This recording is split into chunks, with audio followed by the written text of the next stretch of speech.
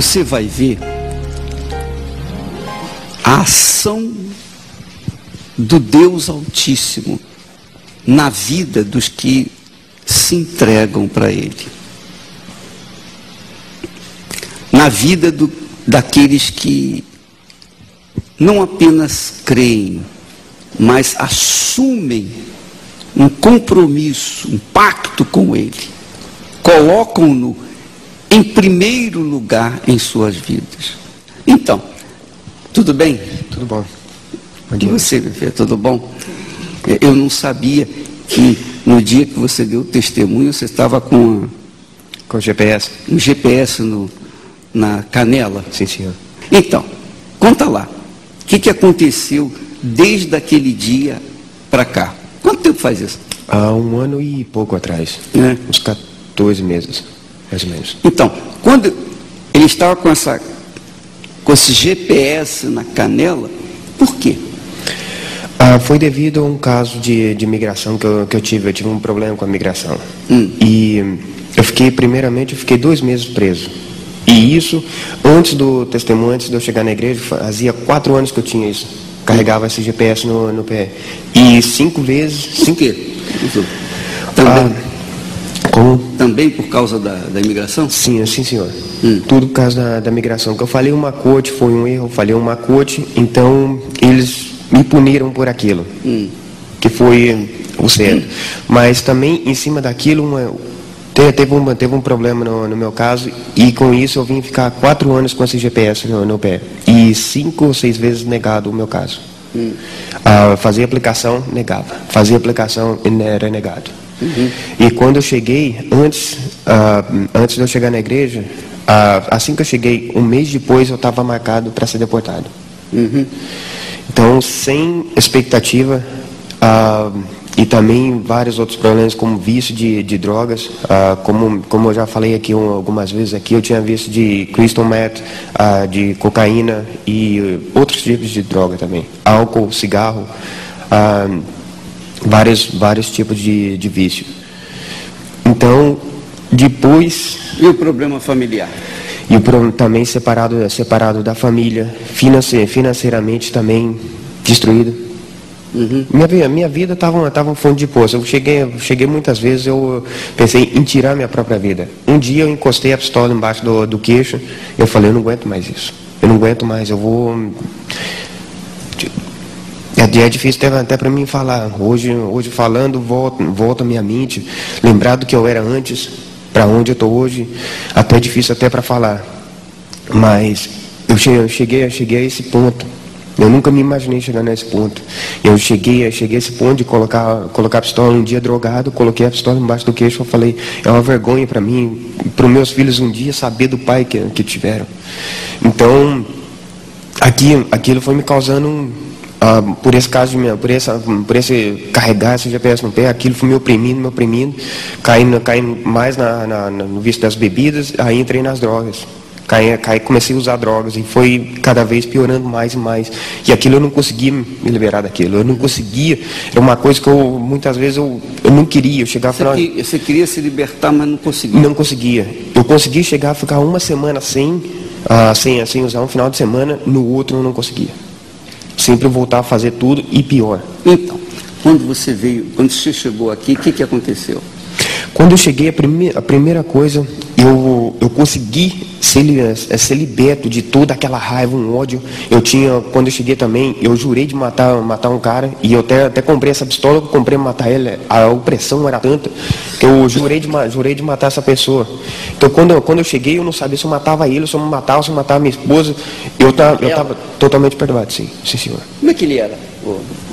Ele era muito nervoso, se qualquer coisa que acontecesse, ele começava a brigar, ele era bem impaciente e ele começou a ficar com uma depressão e devido às bebidas, ele não tinha tempo para a gente, porque chegava todo final de semana, durante a semana a gente trabalhava muito e ele já chegava tarde em casa Então já não tinha muito tempo para a gente, então o único tempo que tinha era o final de semana. No final de semana ele já começava a beber desde a sexta-feira à noite. Então ele bebia sexta à noite, sábado. Quando chegava no domingo ele não era ninguém, ele ficava hangover, né? Ficava de ressaca e ficava o tempo todo na cama. Então foi deixando a gente de lado, foi deixando a família de lado e totalmente destruído, o casamento foi destruído. Então, aí o que aconteceu? Então, O que você fez para mudar a sua vida? O que eu fiz foi, a primeira coisa que me chamou a atenção foi quando o homem de Deus, um dia parado, ele foi fazer uma visita em casa, ele parado na porta e falou: o Deus que eu sirvo não está morto. Aquilo me bateu dentro de mim. Eu falei para esse homem falar nessa certeza, porque eu procurei Deus, eu fui em várias denominações, já fui conhecedor da palavra, mas nunca pratiquei. Nunca pratiquei. Mas aquilo me chamou a atenção, ele falar naquela certeza. E aí eu ouvi falar sobre a campanha de Israel, sobre a Fogueira Santa. Eu falei, eu já experimentei tanta coisa, já me ofereceram tanta coisa, eu experimentei, me ofereceram droga, eu experimentei, falando que ia ser melhor, que eu ia melhorar. Me oferecer bebida, me oferecendo cigarro. Eu experimentei tudo de ruim. E estão me falando disso. Como que eu vou saber se é bom ou não se eu não provar? Então foi onde me levou eu fazer o que eu fiz, que para muitos pode ser uma loucura, mas para mim foi uma mudança de vida. O que você fez? Eu di tudo que eu tinha. Eu vi o homem de Deus falando, não, é tudo ou é nada. Eu falei, então se Deus existe, ou ele vai fazer alguma coisa na minha vida, ou então vai servir de vergonha. Quer dizer, você deu tudo que você tinha. Tudo. Então quando chegou, eu fiz o sacrifício. Do dia que eu desci daqui, eu desci outra pessoa. Quer dizer que não foi a oração que mudou? Não. Quer dizer, o pastor não botou a mão na sua cabeça, fez um descarrego com uma oração. Não foi um jejum. Não foi uma frequência na igreja. Não, senhor. Vocês entendem isso? Isso aí é loucura. É claro que é loucura. Eu não faria isso. Isso aí é uma questão de fé. A fé é loucura para as pessoas que se perdem, conforme diz a Bíblia, o texto sagrado. A fé é loucura para os que se perdem. Mas essa fé é que fez a diferença na vida dele. Porque não foi o pastor, não foi a igreja, não foi a palavra de Deus. Você simplesmente pegou o que tinha, colocou no altar. Quando colocou no altar, então você desceu um novo homem. Sim, senhor. O que Deus me cobrou, um dia que eu sempre no começo, orava, Deus, é isso que o Senhor quer? O que o Senhor quer? Aí Deus me falava, tira seu coração do dinheiro, que ali está sendo o seu Deus. Deus me cobrava aquilo. Era o Deus. Então, era o Deus. Esse é que é o problema das pessoas. Esse é que é o problema das pessoas. É difícil remover o Deus desse mundo do coração das pessoas. É muito difícil. Não é fácil. Mas a vida só muda quando a pessoa muda de Deus. Só muda quando muda de Deus.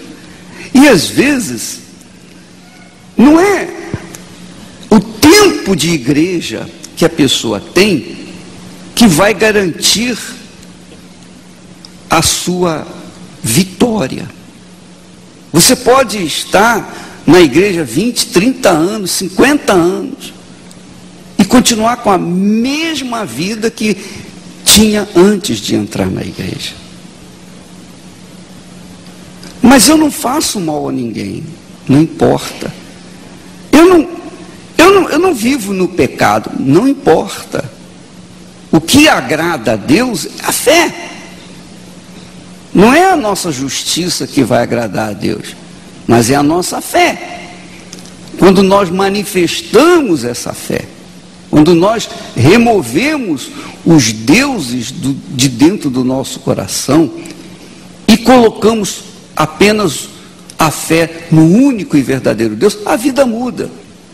Essa é a proposta que nós temos levado para as pessoas. Mas as pessoas, infelizmente, estão atadas, agarradas aos seus deuses. E enquanto estiverem assim, vão ficar sofrendo. Porque você falou que foi em muitas igrejas. Sim, senhor. Você conhecia a palavra. Conhecedor da palavra. Você conhecia a palavra. Sim, não senhor. era um ignorante. Sim, senhor. Isso não me privou de eu chegar a um fundo de poço. Exatamente. Quer dizer, é o que acontece nas igrejas. E dentro da Igreja Universal também tem isso. No nosso meio está cheio disso. Não é só lá fora, é também dentro das igrejas. Muitas pessoas vêm, assistem, gostam, aplaudem a mensagem, saem da reunião muito bem, uma sensação de bem-estar, mas continuam vivendo uma vida desgraçada, como se Deus nem existisse na vida delas. Realmente não existe. Por quê? Não há como você crer num Deus tão grande e viver uma vida tão desgraçada. Não tem sentido a gente crer num Deus tão grande, o Criador, e viver uma vida de miséria, de desgraça. Isso não passa na cabeça de quem usa a cabeça, de quem usa a inteligência. Isso não entra na minha cabeça. Ou Deus é, ou Deus não é. Ou ele existe, ou ele não existe. Se você crê que ele existe, então ele tem que mostrar para você que existe. Mas como é que ele vai mostrar para você que ele existe? Quando você se disponibiliza, quando você se entrega, quando você coloca no altar a sua vida. Porque no fundo, a sua oferta, toda a sua oferta, é nada diante do que você estava querendo, que é uma vida nova. E também a quem você estava oferecendo. Sim, senhor. Não é verdade? Então, primeiramente, depois disso, saiu toda aquela raiva, que antes de eu fazer o sacrifício, essa pessoa que eu tinha ódio, mas muito ódio, que eu jurei de matar essa pessoa, eu liguei para ela, pedi perdão para ela e falei, eu te perdoo também. Aquilo me saiu o peso que eu carregava aquele peso nas minhas costas, parece que algo me puxava para baixo. Então dali me saiu, eu pude... Mas quem falou para você ligar para ela e pedir perdão? Prova Deus. O Espírito Santo foi me incomodando. Mas é aquela inspiração, aquela direção. Sim, senhor. Que dentro da minha mente me cobrava, se eu não pedisse perdão para aquela pessoa, nada valeria o sacrifício que eu iria fazer. Nada. Então, primeiramente, eu me limpei daquilo. Foi difícil, foi uma coisa muito dura para mim fazer. Isso aconteceu há um ano e pouco atrás? Há um ano, sim, uns 14 meses atrás. 14 meses? Sim. Sim, eu me lembro que quando eu cheguei aqui, eu peguei o teu testemunho. Fazia um mês, pouquinho que a gente estava na igreja. Hein? Só pegou o testemunho do ódio. Ah, foi. Então, o que aconteceu nesse período de 1 ano e 2 meses, 14 meses que você está na igreja? Agora conta o positivo. Sim, primeiramente foi aquele caso de imigração que eu estava para ir embora. Não, advogado nenhum queria mais pegar o meu caso. E depois que eu fiz o propósito aqui, o homem de Deus, o pastor, falou, vai e procura agora. Simplesmente para dar uma continuação, porque eu já tinha uma certeza quem estava na direção daquele caso, já não ia ser mais um advogado ou um juiz, que o meu juiz já era outro, meu advogado foi outro. Então, eu procurei, o advogado fez os papéis, tudo, aceitou pegar meu caso, pegou. Antes de chegar à próxima Fogueira Santa, eu tive a resposta, que eu fui aprovado. Somente o meu caso, para pessoas que me conheceram, e somente eu falando pelo que eu passei, ou pessoas que me conhecem sabem o que eu passei, que é uma coisa impossível de eu ser aprovado. Como eu fui aprovado? Impossível. Impossível. Tinha sido negado muitas vezes. E não tinha, era um caso que não tem uma base para ser aprovado em nada. Sim, e aí, a partir de então, o que aconteceu? A partir de então, financeiramente, eu fiz um pedido para isso. Aí depois, na outra Fogueira Santa, eu fiz um pedido que Deus abençoasse a loja que a gente tinha. A gente tinha uma loja pequena, que a gente Teve uma vez que a gente tinha um... Quer dizer, quando eles aprovaram os seus documentos? Sim, sim. Quer dizer, aí você tornou-se legal, foi isso? Sim, agora eu já tirei o fingerprint que eles falam, já estou esperando meus documentos. Uhum. Quer dizer, está tudo certinho com você? Graças a Deus. Graças a Deus. Você está perfeitamente legal no país? Com certeza, no país, sim. E sem? Sem aquilo que eu carreguei durante 4 anos. Aquela opressão. Quer dizer que mudou como da água para o vinho sua vida? Com certeza. Você, fala, filha, como é que é? Eu também sacrifiquei ao mesmo tempo que ele, e um dos meus pedidos era o meu casamento restaurado, e eu queria a minha família na mesma fé do que eu, porque eu sabia que eu também cheguei no pó, então eu sabia que se não tivesse todos na mesma visão, eu não conseguiria ter força suficiente para poder puxar eles. Então, antes mesmo de eu apresentar no altar o meu sacrifício, Deus já tinha me respondido a minha oração, que era o que eu queria, era eu e minha família serviremos ao Senhor. Então, meu marido estava no altar junto comigo, então eu só simplesmente agradeci a Deus com a minha obediência. Então, quer dizer que a vida de vocês foi o mais importante. Primeiro, o seu encontro com Deus. A mudança da vida de vocês. Depois veio a família, não é isso? Casamento restaurado, restabelecido, harmonia dentro de casa. Os filhos, saúde dos filhos. Saúde totalmente restaurada na família toda. Eu tinha uma dor de cabeça que meu olho parece que queria sair para fora. As minhas costas, tinha dia que doía, eu perdia dia de trabalho, um dia todo, tanto que me doía minhas costas. Então, mudou a vida, o seu interior, mudou o interior de vocês, família restaurada, estabelecida, saúde, dinheiro. Sim, senhor, tudo. Foi em todas as esquinas, toda a área de nossa vida. Quer dizer, todas as áreas da vida de vocês? Todas as áreas. Foi transformada. Sim, mas foi exatamente o que o senhor estava falando. A intensidade que a gente colocou no altar. Porque a gente chegou no nada. Então, todos dois queriam suicidar. Ou se a gente não suicidasse, ele ia me matar. Então, a gente chegou aqui que eu mesmo na minha oração, eu falei, Senhor, eu não quero nada de mim. Eu não presto. Então, o meu eu não quero nada. Que seja o Senhor em mim. Então, a gente se entregou o tudo no altar. Não foi a oferta, não foi o valor, não foi o dinheiro. Foi a vida no altar. Então, a mesma intensidade que a gente entregou foi a resposta de Deus na nossa vida. Então, foi super rápido. Antes dele vir na igreja, quanto tempo você estava na igreja? Menos de um mês. Há menos de um mês. Pois é.